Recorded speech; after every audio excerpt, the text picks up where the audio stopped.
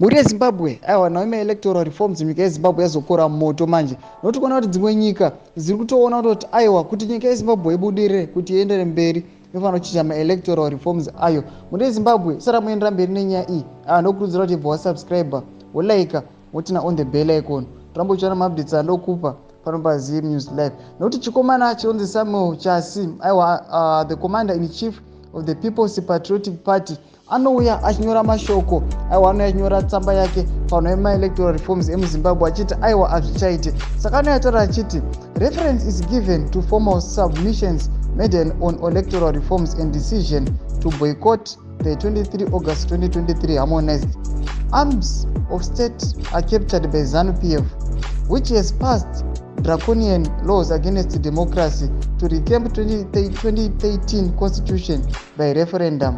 Legislations has without shame received FI packages to overnight constitution amendments and bills without inclusivity of citizens.